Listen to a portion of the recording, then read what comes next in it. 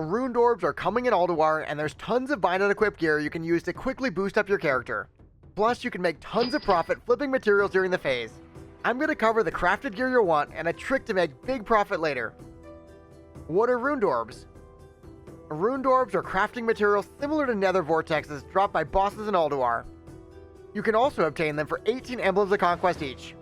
Runed Orbs are tradable, so you can buy or sell them on the auction house. What can I do with Runed Orbs? You can craft or buy boots and belts using Runed Orbs. Each crafted item takes 6 Runed Orbs, plus various types of Northrend crafting materials. There are cloth items made with 450 tailoring and ebon weave, moonshroud, or spellweave cloth. And then there are leather items made with 450 leatherworking using skinning materials like Arctic fur and icy dragon scales. And finally, we have blacksmithing items which require Titan steel bars.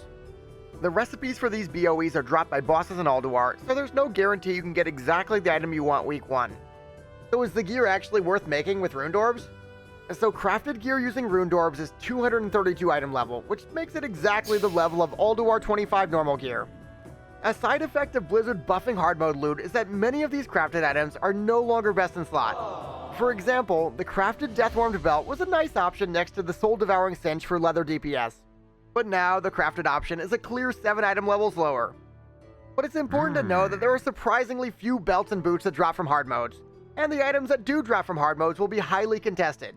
That means Runed Orb gear is absolutely worth crafting, even if your biz list puts a different item first. Who should get Runed Orbs first?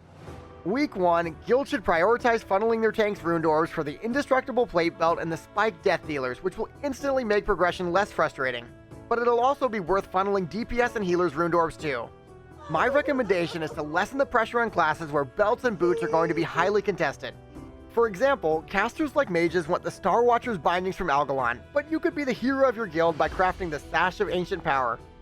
And you can be my hero by clicking the like button, subscribing, and rescuing the notification bell.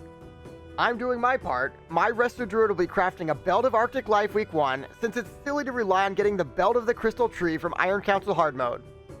And my Holy Paladins will be kitted out with the Plate Girdle of Righteousness.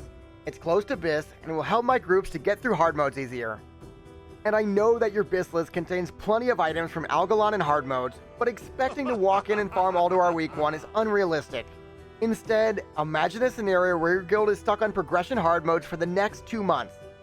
How much better would that be with an upgraded belt and boots? So what if I just want to make gold instead?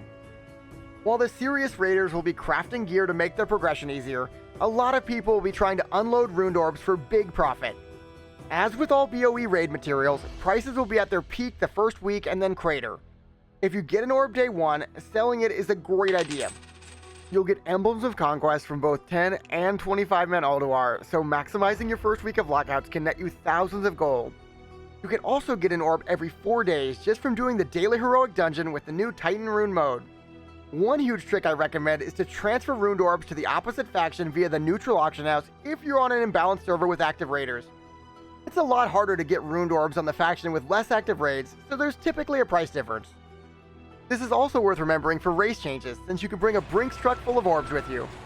And if you really want to back up the Brinks truck, check out my 10 secret gold farming spots to make tons of gold for your crafted gear.